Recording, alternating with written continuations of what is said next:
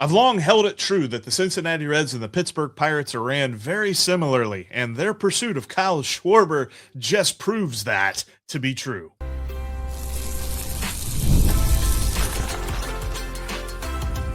You are Locked On Reds, your daily Cincinnati Reds podcast, part of the Locked On Podcast Network, your team every day.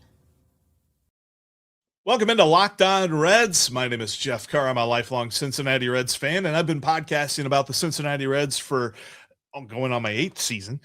And I bring you takes that you can't get anywhere else about the Cincinnati Reds every single day. Thank you so much for making Locked On Reds part of your day. Locked On Reds is part of the Locked On Podcast Network, now the #1 sports podcast network, and where your Reds, your team, every single day. On today's show, Gary Morgan from Locked On Pirates joins me, and we break down the off seasons of the Reds and the Pirates so far, the plans moving forward, and why everything looks very similar. Spider-Man memes, the Reds and the Pirates. We'll tell you later on how the offseason will actually help these two teams improve. We're going to break down the Pirates in just a few minutes, and we'll start with the misgivings of the Cincinnati Reds. That's all on today's episode that is brought to you by FanDuel. If you want to be right in the middle of the action this season, visit FanDuel.com and place your NFL live bets all season long.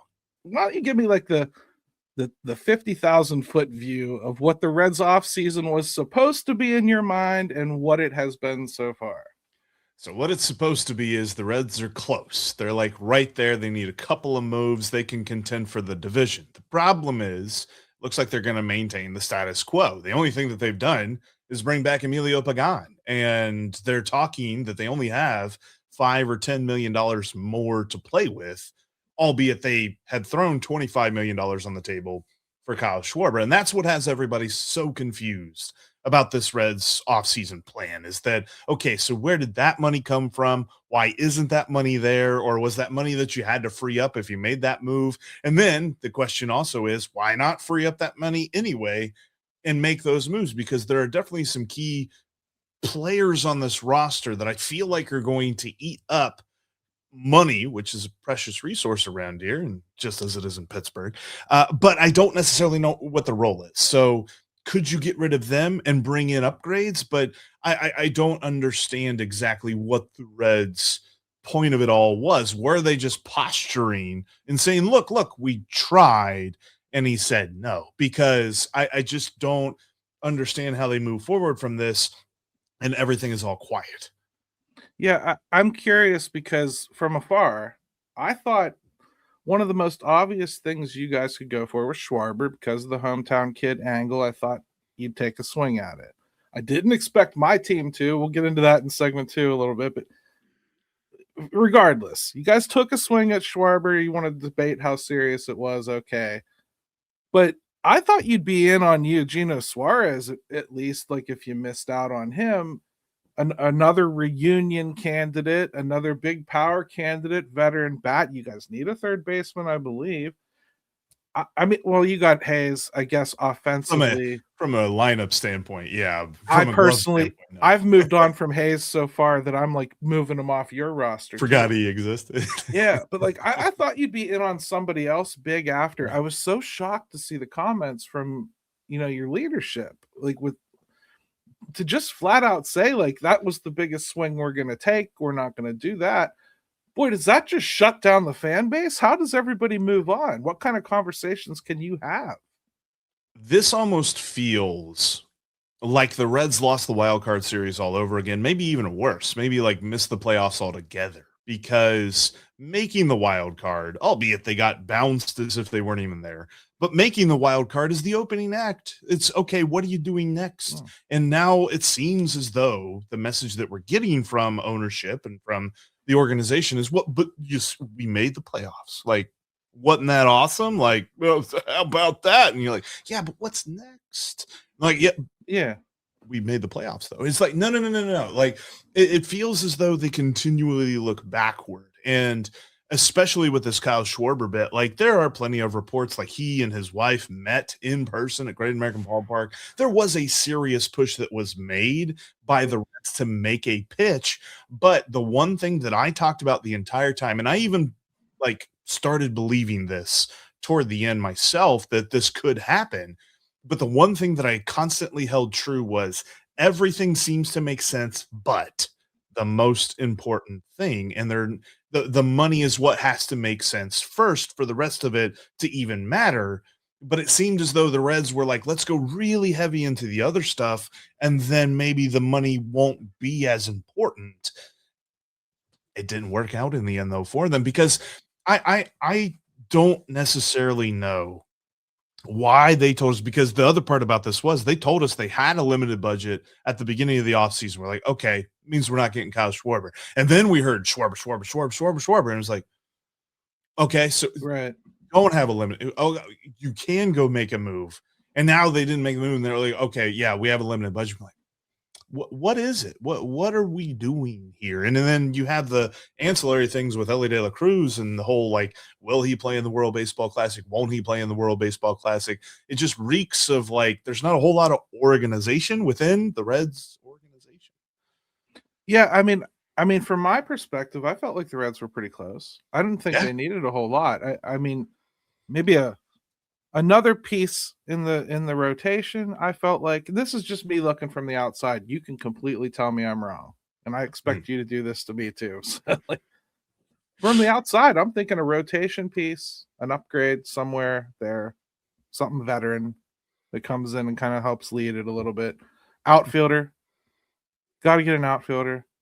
And then I felt like you were probably all right. Maybe at least to take another run at it. You got to figure McLean's going to rebound, right? You want him to. You want to give him a shot to. Hopefully. Yeah. I mean, do you keep even Elly Zips is saying that he'll like Zips is projecting like a 3-WAR season for McLean, which there are some Reds fans that find that flabbergasting because they've already moved on from him. And I disagree a little bit with the rotation piece. I think more so another bullpen arm and really focus on the lineup, because I feel like they've got a really solid. They've got Rhett Lauder coming back from injury. They've got Brandon Williamson coming back from injury, Julian Aguiar coming back from injury, and that's on top of a group that they're not trading from. Like, the whole Hunter Green rumor thing just fell apart immediately. And so they're keeping the rotation together while still having one more year of Brady Singer as well. So it feels like the rotation is the only thing on this team that is set. And they are telling us that Elly Cruz is not moving off of shortstop after leading the league in errors for 2 years in a row. So he is the shortstop.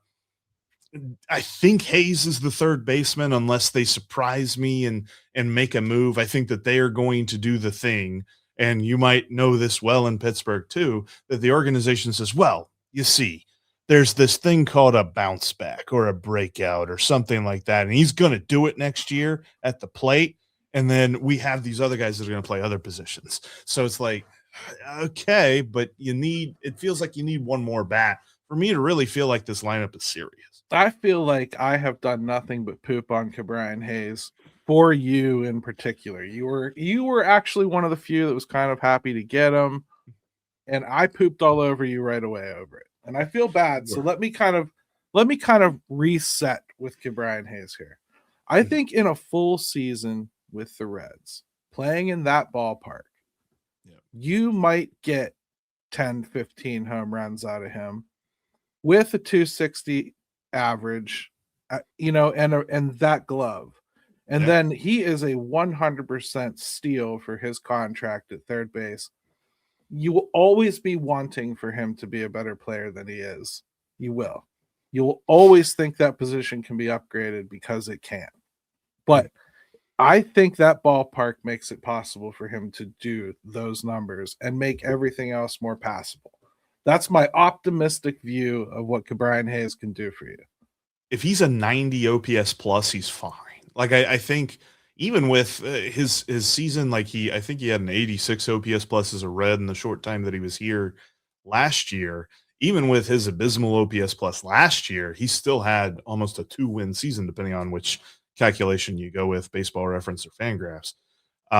So it just shows you the value of his glove. It's just, if his bat isn't just a complete automatic out, then he is a pretty decent player.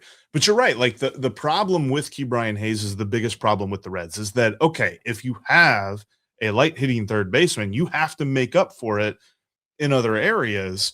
Spencer Steer's a glove first baseman who should be a super utility player, but the Reds played him at first base most of the time last year. I think Sal Stewart takes that over next year, and then hopefully he can flourish into something. And then you have Spencer Steer back at the super utility spot, but he's probably going to play mostly left field because the Reds have not made an outfield addition. And if they go get Adolis Garcia, like, I'm already doing the whole squinting thing of like, how can we salvage the offseason in December? But that's how you do it. It's funny because he's still a target for us, man. And, speaking of us, we really should talk about Pirates a little bit. We are on a crossover show. We've covered the Reds. We're going to hammer the Pirates, and then we're going to bring it all back together like true podcast professionals in the third segment and talk about how these teams can actually get better, right? We got to give you a takeaway.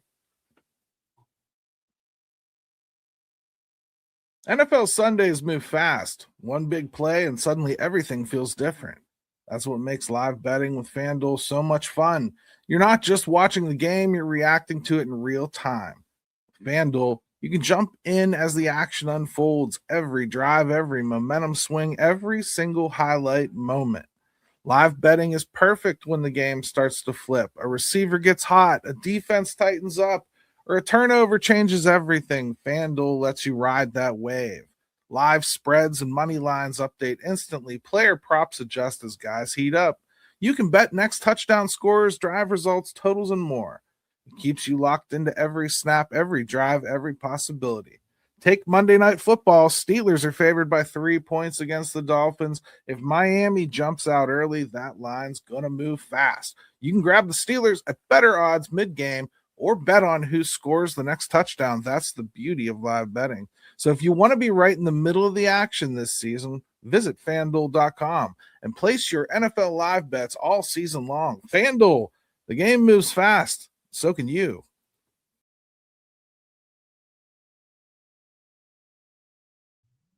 Hey, everybody. Welcome back to Locked On Pirates and Locked On Reds here on the #1 podcast network in all of the land, Locked On. Jeff is with us from Locked On Reds. I'm Gary, of course, from Locked On Pirates, and it's time to talk about those darn Pirates. So going in, those dang buccos. Going into the offseason, honestly, Jeff, the narrative was that they were not planning on raising payroll. We expected it would be, at least reportedly, around 89. Now, on my show, I've kept it around 100 because that's what I was hearing. Turns out that's really what it is. It's about 100. It gives this team about 35 to 40 million to spend, and they have extended it publicly to 110 or so if they wanted to get something very special. I believe that very special slipped through their fingers with that said slotted spoon. I think Kyle Schwarber was that very special because I just don't think there's anyone else that really quite rises to the level that makes them want to spend that much or think it's wise money. And Kyle Schwarber's kind of the least risky power hitter in the world. I think that's why they went so damn hard after him, Jeff. Right. But what it's turned into is now the Pirates have not backed off on having that money and wanting to spend that money, Jeff. So we're still out here trying to spend it as fans. And the problem is nobody wants to take it. Is it Cody Bellinger? Like, it kind of feels like the Yankees are balking at Bellinger. Maybe Bellinger? Yes, but it feels like Bellinger balks at anybody who's not one of the big major markets. I mean, he wants to play in one of the bigger markets. And the chatter I hear is that, yeah, they'd sure love Cody Bellinger to want to be a Pittsburgh Pirate. And I think they could get there on the money. But I don't think he wants it. And, so we'll see what happens maybe as the off season stretches out, but I don't want the Pirates to wait around. That's kind of the fear here. You're down to Ryan O'Hearn as one of the bigger guys you got to go after, or one of the Japanese players, or, maybe you take a shot at one of the Koreans. And you've been down this road before. You get the overseas players. They always almost pay that year penalty where they have to adjust to the league. Even Suzuki for the Cubs, it took a year. The Pirates need it now. So, you go and get one of those guys. They better hit the ground running, and I don't know that I have the faith. So, ultimately, Jeff, I'm trying to shop and find people that might be willing to take the money. We're down to having Paul Skeens as a traveling salesman at this point. Well, and that feels like the biggest similarity. Like the Pirates and the Reds have been similarly ran teams over the last, I mean, my lifetime, really, the way that they try to build a roster, in that they do just enough to be just interesting enough to get their fans involved. And then once they hit that point, they stop. Even if they have one or two more things that they could get. Because if the Pirates had a okay lineup, like they don't even have to be good. If they have an okay lineup, they could contend for a playoff spot with their pitching, because their pitching overall, like even into the bullpen and stuff, is very, very good. Like that's something that the Reds had lots of problems with all year long whenever they face the Pirates. I mean, obviously their lineup isn't very good, but the Pirates shut them down totally. Like Elly de la Cruz just did not do much against the Pittsburgh Pirates last year. And honestly, as Elly goes, so does the Reds. So when you can Right. shut him down, that you feel good about that. But it's competing within those windows, the Skeens window and the Elly window. How do these two teams maximize that? And you're Yeah. right. Like it's not 2027, 2028. It's 2026. You got to go for 2026, because if you punt this year, you're really not that much. You don't have that much more time before you're really beginning to wonder if you should start shopping your star, because you know he ain't going to stay. Absolutely. I mean, that's where we are mentally, and I think the team is showing some signs of being there too. First, this really has to be the precipice for Ben Cherington and Travis Williams for running this team. So, I mean, they have every incentive in the world to do everything they possibly can. That budget has been pushed out so publicly, there's no backing away from it, Jeff. Now, I'm sure you can make excuses for why you couldn't get it spent, but like we're to the point where like I could see them making a bad trade to eat like Luis Robert just to say they spent some money. Mm. Like, you know what I mean? And that's a fear I have personally as I watch this kind of unfold. I'd rather see them try to absorb something like an Anthony Santander or somebody that's not getting used someplace. I But heard that Teoscar is available, Teoscar Hernandez. yeah, I've talked about him. I'm going to be talking about Corey Seager. Looks like you might be Mm. able to pry him away from the Rangers. So I've been talking through these on the show, and they're all unlikely. I'm asking a guy that I don't trust to play checkers to play 4D chess. I get it. But these kind of things that you know, I still feel like this money in theory is out there, so I'm trying to spend it for them, and until they correct me, that's what I'm going to do. And I think if they don't spend at this point, man, the backlash is just going to triple this year, man. Like, got to do something for real. Honestly, and you mentioned Eugenio Suarez, like, as much as I hate this, and I would not want to see this, but Eugenio Suarez would work for Pittsburgh too. Like Yeah, that kind of power play, and he knows the NL Central, obviously played a lot of his career in Cincinnati, but I think that he should be a guy probably as we really get into the month of January, as things start to pick up with the second and third tier guys. Like he's a second tier guy, I believe, but I think that he should be a guy that is on both teams' radars as well. Like honestly, both teams need the same thing. They need an yep. impact bat, ideally in the outfield, but if it ain't the outfield, just an impact bat, period. And then you figure everything else out with that, because you've got a couple of guys in your lineup that you can get excited about, but it feels like it's few and far between that really connects, the Brian Reynolds and the O'Neill Cruz, and it's few and far between that connects the Elly de la Cruz. And I still think Matt McLean, although that's a controversial thought, but it's just like getting that guy is what Pittsburgh needs. I'm still counting O'Neill Cruz, so you're all right. All right. I mean, Yeah. like, listen, my fan base does the same thing. They want to flush O'Neill Cruz. You don't count O'Neill Cruz? Oh, how do you not count? Okay, like from an Bro. outsider's, but I get it. I'm not a Bucko faithful here. I'm not a Yinzer, but If you were O'Neill, if man. you were, you'd understand. I mean, I got people that Yeah. just straight up want him DFA'd. Like don't even think We'll there's take 'em. trade value there. I try to advise them that all 29 teams would take him if he was DFA'd. But yes, it has become quite the thing here. The one thing I can say I'm comforted by so far, I'm a little surprised by. They pulled off a decent trade for Password Garcia with Boston. This was a kid that I really like. I'm not 100% sure that he's ready for the big leagues. And I was comforted to see the team kind of express that same thing. Like this is not our answer. Like, basically, don't panic, okay? Password's not the answer. Right. Well, they're basically saying, like, this is not like what we're doing. This is just something we're doing. You know, like they were. It's an answer for 2027. You're right. Like 2026, probably not. But 2027, like it feels like you'll know what you need to know about them this year.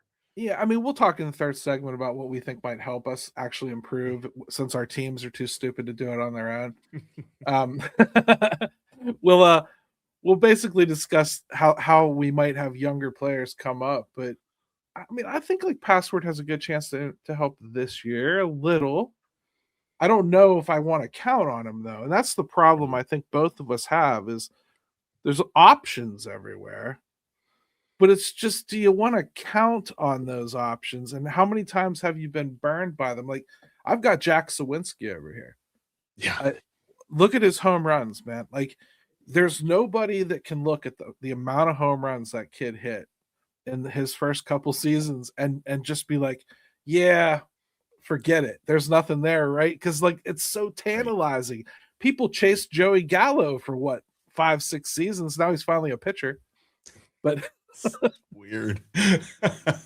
Reds want to get him. Count enough. They figured he'd throw him. Yeah. So, anyways, I mean, yeah, that's really the next thing we need to talk about. Let's talk about how these teams get better, man, because these shows can turn into complaint fest pretty quick. And I think we've laid out a good scene. Now let's try to be positive. Let's see what these teams can do to pull the handle back and pull up the nose of this plane. You know, we've always told you about Game Time being a great last-minute ticket destination, but Game Time's also great for planning well in advance because you can set ticket alerts on different events, whether it's opening day or maybe you're even looking further into the future into like the World Cup and stuff like that that's coming here to America. There's so many different things you can check out on Game Time. You set up the alert. It'll let you know whenever ticket prices drop. And so you can find the best time to get tickets for you. Game Time makes the ticket buying process simple. I use this all the time. Steve uses this all the time. It's the best way to get to a live event. And it's not just sporting events either. You can go to concerts. You can go to comedy events. So many different things are over on Game Time. Download the Game Time app today. Create an account and use the promo code LOCKEDONMLB to save $20 off your first purchase. So you're going to have an enjoyable ticket buying experience and you'll save $20 off your first purchase extra with the promo code LOCKEDONMLB. Swipe, tap, ticket, go. Game Time, baby. Hey, everybody. Welcome back to Locked On Pirates. If you're not already doing so, follow me on social media. Follow me on X at GaryMO2007, Locked On Pirates. Anywhere in the world that you look for it, I'll be there. I swear. Or you can join the Discord. I'll talk about that a little bit later. And Jeff, you want to shout out any of yours, or are you good? Yeah, you can follow me on Jeff Carr, at Jeff Carr with 3 Fs on X and on TikTok as well, talking on there so often on TikTok. And you can follow at Locked On Reds on X. Sounds good, brother. All right, so teams are where they are. Internally, let's pretend they don't get anything else done. What's the landscape look like for your team? Does it look like the Reds have a chance to build on what they had last year internally? Like, are we discounting growth as we complain about what they're not adding? I swear I'll take a turn. I'm not just pinning you to the wall. No. The sad part, to quote a great Office character, Angela, I don't have a headache. I'm just preparing for one. And when I look into the crystal ball that is the future for the Reds in this offseason, I see two explanations. One of them I've written about over at SI, the Cincinnati Reds Talk on SI, and one of them I was thinking about as we were talking about the password. But Christian Encarnacion Strand and Hector Rodriguez. Christian Encarnacion Strand played his last Major League game on July 8th. He had a 208 batting average. Honestly, his strikeout percentage was lower than I thought. I thought it would have been like 30 or 40%. It's only 23%. And he was hitting a home run at a rate of 1 every 6 games. And this was during, a pretty bad performance of a season. He had only played 36 games in the 92 that the Reds had played. So he wasn't showing himself to be much of a reliable source of power or hitting or anything. But I could see the Reds trying to sell us on a breakout for a couple of reasons. That Strikeout rate was actually down 5% year over year. He had a BABIP of 230, and he still had some decent hard hit metrics and things like that. So it's like, okay, you could kind of spin it a little bit. Maybe he is your DH or something like that. And then Hector Rodriguez is an outfield prospect who the Reds got in the Tyler Naquin trade with the Mets a couple of years ago. Really developed nicely, but he is a swing at everything type of dude. He's going to hit a lot of it. He's going to barrel some of it, but he's also going to miss some of it too. Yeah. Kind of feels like a guy that the Reds have had a lot of in years past, but he kind of feels like that. He could be the outfield upgrade that we're looking for, quote unquote. It feels like a lot of in-house options that aren't all that sexy. Man, from the Pirates' perspective, it's really all about Connor Griffin. I mean, as far as like internal improvement, the Pirates are going to give this kid every chance to win a spot out of spring. They really are. And I mean, I'm about to do a show on going all in on advising. We do a Jackson Churios type signing with him now, get it out of the way, and don't worry about any of baseball's arcane rules. Just get him up here. I mean, I think it's our best shot at a quality shortstop. He improves the team in totality. He's immediately their leadoff hitter. He's probably their best power hitter almost immediately. He's arguably their best contact hitter, and he might be their best damn fielder. I mean, like, I see so no he'd be reason, the best player from day one. I see no reason to not bring him up here immediately. He's in the Paul Skeens class of stud. Get him up here. And I think that's probably what's going to happen. And if not, it's going to be early on. Paul Skeens should build, believe it or not. That kid wants to get better. He's not satisfied with what he did this year. And I mean, if you ever really sat down and watched his interviews, Jeff, like post-game interviews, we're talking, this is a guy that would go like 7 shutout with like 6 strikeouts and, 4 hits. And he'd be like, I just wasn't hitting any of my spots today. And like, this one pitch just wasn't working for me. And you're like, what? Everything was working for you. Like, hey, nobody was touching you. What are you talking about? Like, what was he worried about? Like bad foul balls or something? I want to know, like, so you mentioned this, the Jackson Churio thing. Like, why don't our two teams do that more?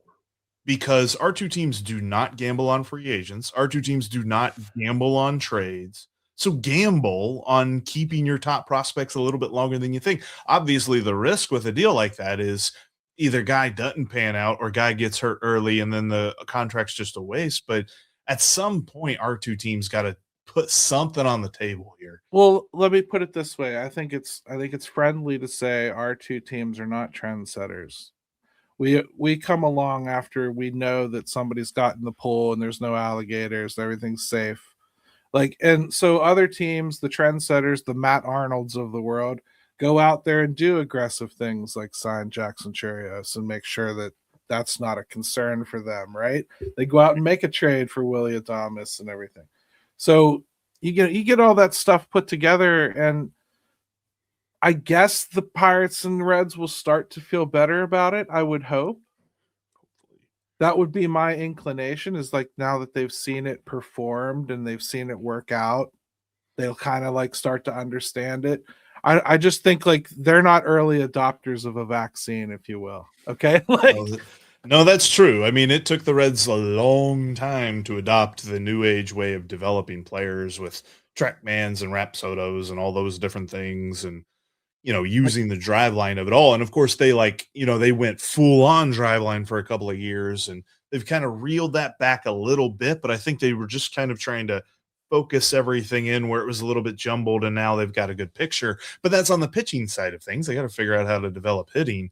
But yeah, like I'm thinking the Reds got a just ridiculously talented catcher coming up through their system that Alfredo Duno is not going to be in the major leagues in 2026. I would venture a guess not 2027, although it could be later on in 2027, but he would be a perfect candidate for the Reds to finally realize maybe you sign this guy early, You buy out his arbitration, you buy out 1 or 2 years of free agency, and then you can sell yourselves on, we know exactly how long he's going to be here, and we've got him through some really formative years as far as his career is concerned.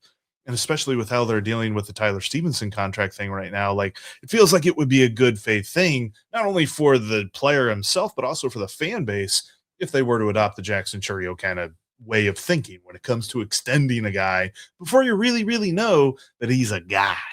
That might be the only way to placate my fan base anyway. If they swing and miss on spending money, is to turn around and spend it internally. Don't let Bubba get to this point. Just do Bubba. Do Bubba now. Braxton Ashcraft, yeah. Do Connor now, and just lock up that core.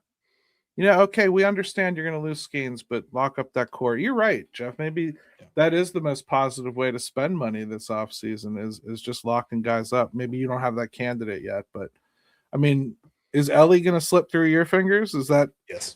Yeah. I doubt. I mean, he's got the wrong guy to get a deal like this done. Scott Boras has said openly that he would never do anything like this again. And then I also think that he's just far too talented already. Like, I feel like if they try to sign him now, Scott Boras is only going to tell them, yeah, but whatever you give me now, he's going to be worth more next year. And I know that. So I'm just going to wait you out because he can wait out the Reds. See, the only thing I can think for Elly is if he ultimately has to move off shortstop, well, then you have a problem that we have with O'Neal Cruz, which, okay, he's no longer this freak at shortstop. Now you got to move him to the outfield. Well, what if it kind of sucks? Because O'Neal led the league in outfield errors just like he did shortstop the year before. I'm hoping he takes a step. But you're talking about now you're going to use year 4 and 5 of Elly on teaching him the outfield. He's not worth as much as you think by the time you get there. I'm just saying.